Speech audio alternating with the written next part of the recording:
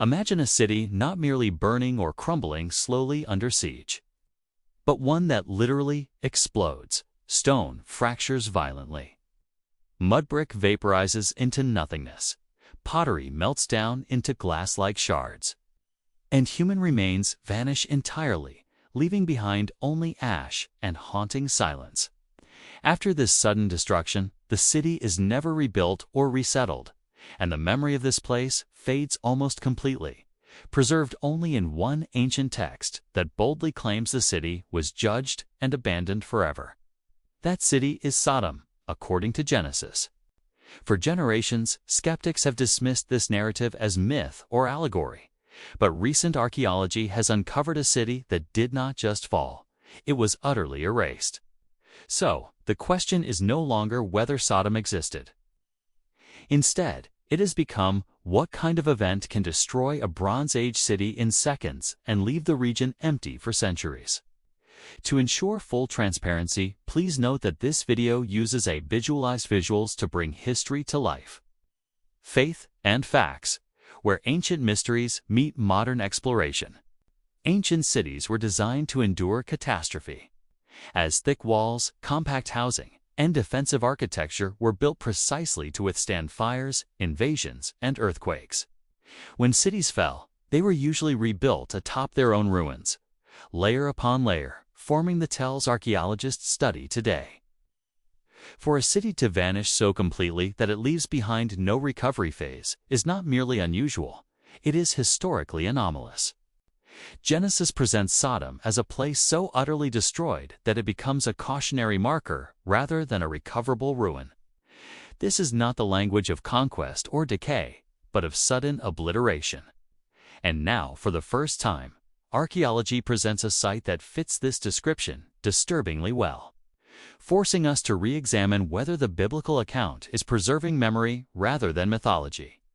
Our thesis, Genesis 19, describes destruction so total and devastating that survivors flee in terror. The land itself becomes uninhabitable, and the surrounding region is cursed from being resettled. For many decades, skeptics have regarded this story as theological drama or myth. However, the archaeological evidence, especially the excavations at el-Hammam in the lower Jordan Valley, now forces us to reconsider these assumptions.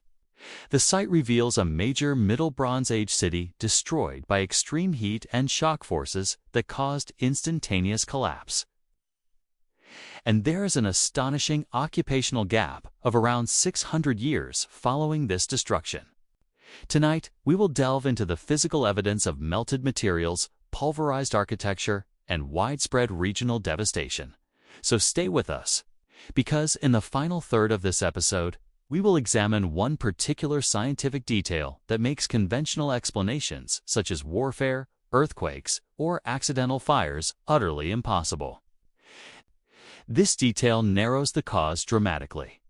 What makes this case especially compelling is not merely the destruction itself, but the precision with which Genesis describes its aftermath. The biblical account emphasizes flight, abandonment, and long-term desolation, all features that are archaeologically verifiable. This convergence between text and terrain is rare, especially when dealing with narratives often dismissed as symbolic. Rather than asking archaeology to prove Genesis, this episode allows the evidence to speak on its own terms. When the data independently reveals sudden annihilation, extreme temperatures, and regional collapse, the biblical text no longer appears as an outlier, but emerges as a preserved eyewitness tradition, waiting centuries for the ground itself to testify. The skeptics claim. Skeptics often assert with strong confidence that Sodom is purely mythological, that the story of fire from heaven is merely metaphorical, and that archaeology offers no support for the biblical account. However, this confidence relies heavily on outdated assumptions, especially regarding the city's location. For years, scholars have searched for Sodom along the southern Dead Sea shore. Yet Genesis places Sodom in the kicker, the fertile plain just north of the Dead Sea, where el-Hammam perfectly fits this description. It was the largest city in the region during the Middle Bronze Age, strategically positioned, heavily fortified, and economically dominant. At Tal el-Hammam, the destruction layer reveals extraordinary evidence. Temperatures exceeding 2,000 degrees Celsius. Pottery and mudbrick melted together, and human remains fragmented beyond what could be caused by normal fires. This is not the mark of siege warfare. It points to something far more extreme. Let us be precise in our understanding. Bronze Age warfare was brutal and destructive, but it never reached temperatures high enough to melt ceramics into glass. Even the most intense ancient fires typically maxed out around 1,000 degrees Celsius, far below what was recorded at Tal el-Hammam, where heat signatures exceeded double that temperature, shattering the usual explanations. Earthquakes, often blamed for ancient destruction, can collapse walls and buildings, but do not vaporize human tissue nor fuse pottery shards into glass-like masses. Volcanic activity is absent in this region, ruling out lava or pyroclastic events. And lightning strikes, while powerful, do not have the capacity to level entire cities or cause this specific pattern of destruction. Consequently, skeptics are left resorting to vague terms such as unknown catastrophe without offering a coherent alternative. Genesis, in contrast, is remarkably specific. It describes sudden destruction, fire and blast effects, and permanent abandonment of the land. Now, pause to consider something uncomfortable. If the Genesis account were a myth invented centuries later, why would it describe an event so unfamiliar and impossible for any ancient people to replicate or explain? While myths tend to exaggerate disasters that were known and understood, Genesis preserves the memory of a uniquely catastrophic event, one beyond ordinary experience. Skepticism here does not arise from conflicting evidence, but from the absence of a comfortable category. The destruction at Tal el-Hammam does not fit known ancient mechanisms, so it is easier to dismiss the biblical account than to confront an anomaly. Yet anomalies are precisely what drive historical revision and scientific progress. Genesis does not attempt to explain the mechanics of the disaster, and that restraint is telling. Rather than offering mythical creatures or divine battles, it simply records what was observed: fire, destruction, flight, and silence. Genesis functions precisely in this way, not as legend building, but as historical caution encoded in narrative form. Core evidence. Imagine yourself walking through the ruins of Tal el-Hammam. Ash layers rise waist-high. Stone walls have been sheared sideways, like cut bone with foundations exposed and shattered. And pottery fragments have fused together with their edges rounded. Surfaces blistered, and colors altered by the extreme heat they endured. Some shards even contain zircon crystals, exhibiting shock, metamorphism, clear geological evidence of sudden and intense thermal exposure. This destruction was neither slow nor gradual. It happened in seconds. And then came silence. Archaeological excavations reveal no signs of rebuilding for centuries afterward. Fields that were once irrigated and fertile have become barren and salt-laden, incapable of supporting agriculture. Genesis tells us the land became uninhabitable, and now the dirt itself confirms this ancient testimony. Zooming out beyond Tal el-Hammam, it becomes clear this city was not alone in its fate. Multiple sites across the lower Jordan Valley exhibit simultaneous destruction layers, and cities appear to have fallen together or not at all. This pattern strongly suggests a regional catastrophe rather than isolated local incidents. Some researchers propose a cosmic airburst event similar to the Tunguska explosion of 1908 in Siberia. While this hypothesis remains debated, the physical evidence demands a high-energy, aerial, and explosive cause. Genesis speaks of fire and brimstone falling from the sky. Ancient language attempting to describe an observed reality rather than offering modern scientific terminology. This phenomenological accuracy adds weight to the biblical narrative's credibility.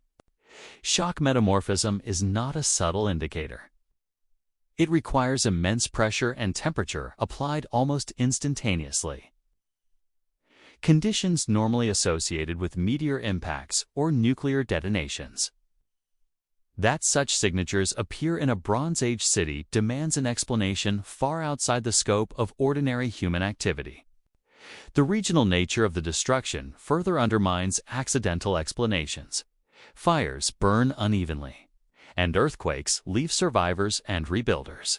But Tal el-Hammam and its neighboring sites share a synchronized moment of annihilation, followed by centuries of abandonment, a pattern consistent with a single, overwhelming event.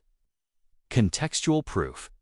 Genesis situates the destruction of Sodom within the lifetime of Abraham, where Lot flees the doomed city while Abraham witnesses smoke rising like a furnace. This furnace imagery is significant, as it implies a vertical column plume rising skyward, quite unlike the sideways smoke of a typical city fire. Here lies the retention pivot and direct challenge to skeptics. Why does Genesis preserve such technical and vivid disaster details, while the surrounding cultures leave behind only silence? Because the city vanished without a trace, and when cities vanish, the stories alone endure. But here is the crucial point. Genesis also records a phenomenon archaeology confirms: regional memory loss. There is no heroic rebuilding, no successor city claiming the heritage or legacy of Sodom. There is only emptiness, a void where a once thriving region stood. Critics often dismiss this as coincidence, yet coincidence here stacks heavily. Extreme heat, instant destruction, regional devastation, and long-term abandonment. Each one might be explainable on its own, but together they demand a comprehensive explanation. Genesis does not claim to explain how this happened, only that it did, and that restraint is critical. The account does not mythologize or embellish, but instead preserves a memory of real events. The biblical narrative's sober tone contrasts sharply with myths that inflate and dramatize. Instead, it remembers something ancient, terrible, and utterly transformative. In ancient literature, destroyed cities are often glorified through revenge tales or heroic lamentations, but Sodom receives none of this. It is simply gone. That silence within the text mirrors the silence in the archaeological record, strengthening the case that Genesis is reflecting absence rather than inventing drama. Memory preservation without cultural inheritance is rare, and when places are erased too completely, only warnings remain. Genesis functions precisely in this way, not as legend building, but as historical caution encoded in narrative form. Conclusion. Here's the detail we promised to reveal after the destruction. The salt content of the soil in the region dramatically increased, making agriculture impossible for generations. Genesis says the land was cursed, not as mere theology, but as observable chemistry. Sodom was not conquered by armies. It was eliminated entirely. And now, the weight of history, buried beneath layers of ash, finally catches up to the ancient text.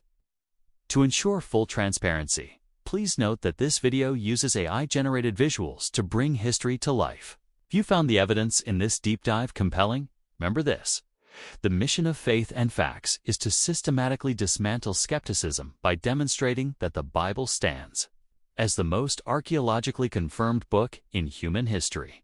To explore the full scope of the evidence, be sure to watch our documentary compilation, Genesis on Trial: Archaeology versus Skepticism, where all these proofs are tied together in compelling detail. If you want to support this important work, please hit that like button, subscribe for weekly evidence updates, and share this video with one skeptic you know. Because some cities don't merely fall, they disappear, leaving behind only memory and mystery. The destruction of Sodom stands as a warning frozen in time, not because it defies science, but because it demands we expand our understanding of ancient catastrophe. When text and terrain align, dismissal becomes far more difficult. Genesis does not ask us to believe blindly. It asks us to remember, and when archaeology begins to remember alongside it, the distance between faith and fact grows remarkably small.